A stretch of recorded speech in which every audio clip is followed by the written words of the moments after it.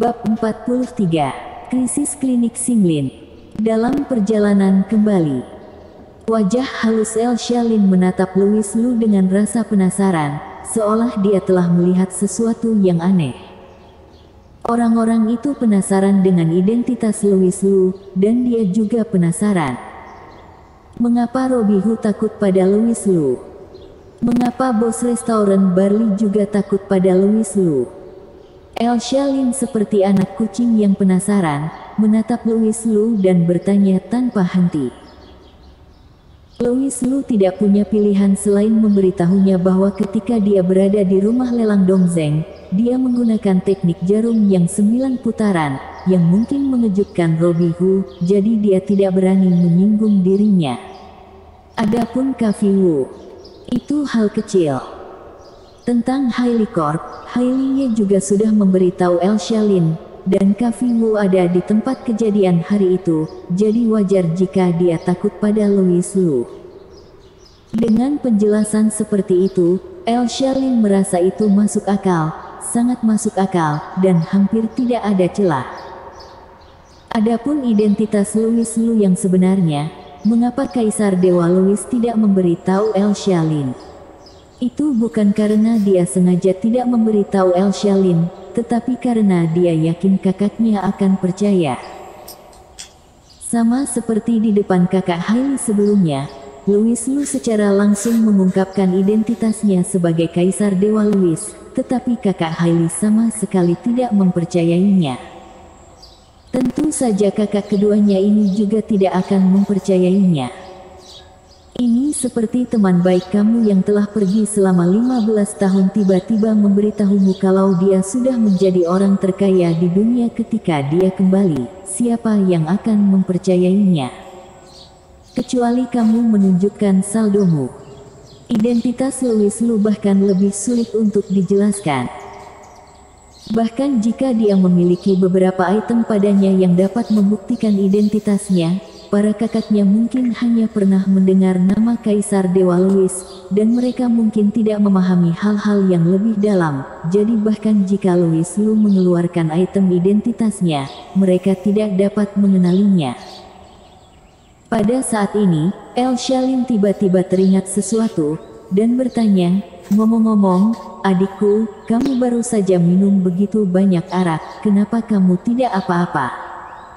Ketika kamu mengatakan itu, aku jadi sedikit mabuk. Louis Lu mencoba yang terbaik untuk berperilaku seperti orang normal, kemudian terhuyung-huyung dan jatuh ke pelukan kakak keduanya. Elsia Lin mempercayainya, jadi dia buru-buru memanggil taksi dan membawa Louis Lu kembali ke klinik Xinglin. Perjalanannya bergelombang, tetapi Louis Lu tidak merasakan sedikit pun ketidaknyamanan. Dia menghela nafas dalam hatinya, senang juga memiliki kakak kedua di sini. Kembali ke klinik Xinglin. Di seberang sedang direnovasi. Dulu, ada toko bakpao di seberang klinik Xinglin, tapi dia baru pindah 2 hari ini, dan tidak tahu siapa yang membelinya kali ini. Segera, mereka tahu jawabannya keesokan harinya. Peter Lee berjalan ke klinik Xinglin dengan seringai di wajahnya dan berkata, "Bos Lin, lama tak bertemu." Elsia Lin mengerutkan kening, "Dasar pembunuh, apa yang kamu lakukan di sini?" "Pembunuh." Peter Lee tertegun sejenak, dia tidak tahu tentang kematian gadis kecil 2 hari yang lalu itu. Dia mengira obat yang dia resepkan tidak berbahaya. Oleh karena itu, dia tidak mengerti kata "pembunuh" yang diucapkan Elsia Lin, dan merasa bahwa dia melebih-lebihkan, jadi dia tidak menganggapnya. Peter Lee berkata sambil tersenyum, "Bos Lin, jangan salah paham, aku kembali bukan karena aku ingin kamu menerimaku, tetapi karena toko aku berada di seberang." "Apa?" Elsia Lin tiba-tiba menunjukkan ekspresi jelek, "Kamu ingin membuka klinik pengobatan tradisional di seberangku?" "Ya, apa masalahnya? Tidak ada aturan bahwa 2 klinik tidak dapat ditempatkan berseberangan. Setiap orang mengandalkan keahliannya masing-masing, dan itu akan tergantung pada siapa yang memiliki keterampilan paling banyak." kata Peter Lee sambil tersenyum. Ekspresi Elsa Lin menjadi sangat jelek. Apakah ini yang namanya mengandalkan keahlian masing-masing? Padahal jelas kamu yang menggertak seorang wanita lemah, karena kamu adalah murid dari ahli pengobatan tradisional Tiongkok. Namun, apa yang membuat Elsa Lin semakin tidak nyaman masih di belakang. Dia mendengar Peter Lee berkata dengan penuh arti, "Oh, tidak tahu bagaimana kabar saudara-saudaraku sekarang, tampaknya ada banyak urusan 2 hari terakhir ini." Setelah Peter Lee selesai berbicara, dia tertawa dan meninggalkan klinik Xinglin. Tubuh Elsa Lin bergetar sedikit, jelas sangat marah dengan kata-kata Peter Lee. Bukankah arti dari kata-kata Peter Lee tadi berarti dia akan mengundang semua teman sekolahnya untuk membantu pada hari pembukaan kliniknya? Siapakah teman-teman Peter Lee? Murid pribadi Agus Yu, ahli pengobatan tradisional Tiongkok, semuanya adalah tokoh terkenal. Jika mereka berkumpul, bisa dibayangkan betapa besar sensasi yang akan ditimbulkannya. Sampai saat itu, begitu klinik Peter Lee dibuka, itu adalah waktu klinik Xinglin akan ditutup. Memikirkan bahwa kerja kerasnya selama 2 tahun akan segera sia-sia, Elsa Lin merasa sangat sedih. "Kakak kedua, mengapa kamu tidak bahagia lagi? Pria mana yang menyinggungmu? Aku akan membunuhnya." Begitu Louis Lu masuk, dia melihat Elsa Lin tidak senang, jadi dia bertanya sambil tersenyum. Elsa Lin mencubitnya dan berkata, "Kamu bilang membunuh melulu, apakah kamu gila?" Louis Lu tertawa datar, "Bukankah ini karena aku mengkhawatirkanmu, dan kakak lainnya juga sama, siapapun yang berani mengganggu mereka, aku akan membunuh mereka juga."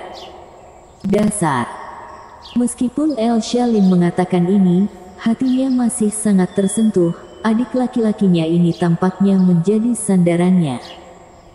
"Kakak kedua, katakan saja padaku, mungkin aku bisa membantumu." Louis Lu terus bertanya. Melihat tampangnya, Elsa Lin tidak punya pilihan selain memberitahunya tentang kunjungan Peter Lee barusan.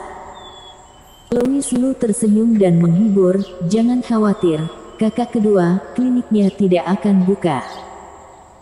Kamu kira jika kamu bilang tidak buka, mereka tidak akan buka? Kamu pikir kamu adalah direktur biro kesehatan, ya?" Elsa Lin menatapnya dengan tajam. "Kakak kedua, apakah kamu tidak percaya padaku?" "Percaya, percaya, kamu adalah adik laki-lakiku. Bahkan jika kamu mengatakan kamu bisa memetik bintang dari langit, aku akan mempercayaimu." Louis Lu tersenyum dan tidak menjelaskan apa-apa, hanya berkata, "Kakak kedua, aku sedikit lapar, aku akan membeli sesuatu di ujung jalan." Setelah berbicara, dia meninggalkan klinik Xinglin. Dan saat dia keluar, mata Louis Lu tiba-tiba menjadi dingin. Peter Lee lagi yang tidak tahu diri. "Sepertinya tamparan yang aku berikan terakhir kali tidak cukup menyakitkan. Kamu benar-benar berani menggertak kakak keduaku, aku rasa kamu sudah bosan hidup." Bersambung.